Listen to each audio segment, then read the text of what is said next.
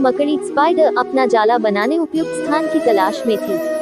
वो चाहती थी कि उसका जाला ऐसे स्थान पर हो जहाँ ढेर सारे कीड़े मकोड़े और मक्खियाँ आकर फंसे। इस तरह वह मजे से खाते पीते और आराम करते अपना जीवन बिताना चाहती थी। उसे एक घर के कमरे का कोना पसंद आ गया और वह वहाँ जाला बनाने की तैयारी करने लगी। उसने जाला बुनना शुरू ही किया था कि वहाँ से गुजर रही एक बिल्ली उसे देख जोर जोर से हंसने लगी।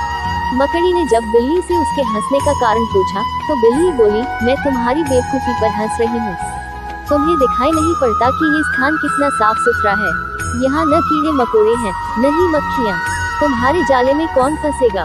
बिल्ली की बात सुनकर मकड़ी ने कमरे के उस कोने में जाला बनाने का विचार त्याग दिया और दूसरे स्थान की तलाश करने लगी।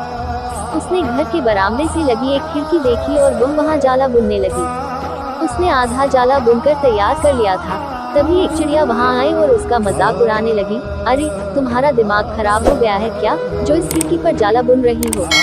तेज हवा चलेगी और तुम्हारा जाला उड़ जाएगा। मकड़ी को चिड़िया की बात सही लगी। उसने तुरंत खिड़की पर जाला बुनना बंद किया और दूसरा स्थान ढूंढने लगी। ढूंढते ढूंढते उसकी नजर एक पुरानी अलमारी पर पड़ी। उस अलमारी का दरवाजा थोड़ा खुला हुआ था। वह वहाँ जाकर जाला बुनने लगी। तभी एक कॉकरोच वहाँ आया और उसे समझाइश देते हुए बोला, इस स्थान पर जाला बनाना व्यर्थ है। यह अलमारी बहुत पुरानी हो चुकी है। कुछ ही दिनों में इसे बेच दिया जाएगा। तुम्हारी सारी मेहनत बेकार चली जाएगी। मकड़ी ने कॉकरोच की समझाइश मान ली और अलमारी में जाला बनाना बंद कर दूसरे स्थान की खोज करने लगी। लेकिन इन सबके बीच पूरा दिन निकल चुका था। वह थक गई थी और भूख प्यास से उसका हाल बेहाल हो चुका था। अब उसमें इतनी हिम्मत नहीं रह गई थी कि वह जाला बना सके।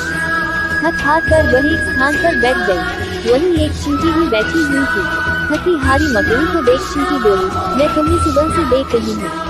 तुम जाला बुनना शुरू करती हो और दूसरों की बातों में आकर उसे अधूरा छोड़ देती हो। जो दूसरों की बातों में आता है उसका तुम्हारे जैसा ही हाल होता है।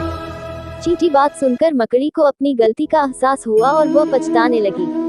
सीख, अक्सर ऐसा होता है कि हम नया काम शुरू करते हैं और नकारात्मक मानसिकता के लोग आकर हमें हतोत्साहित करने लगते हैं। वे भविष्य की परेशानियां और समस्याएं गिनाकर हमारा हौसला तोड़ने की कोशिश करते हैं। कई बार हम उनकी बातों में आकर अपना काम उस स्थिति में छोड़ देते हैं जब वह पूरा होने की कगार पर होता है और बाद में समय निकल जाने पर हम पछताते रह जाते हैं। आवश्यकता है कि जब भी हम कोई नया काम शुरू करें तो पूर्ण सोच विचार कर करें और उसके बाद आत्मविश्वास और दृढ़ निश्चय के साथ उस काम में जुट जाएं। काम अवश्य पूरा होगा। जीवन में सफलता प्राप्त करनी है तो लक्ष्य के प्रति ऐसा ही दृष्टिकोण रखना होगा।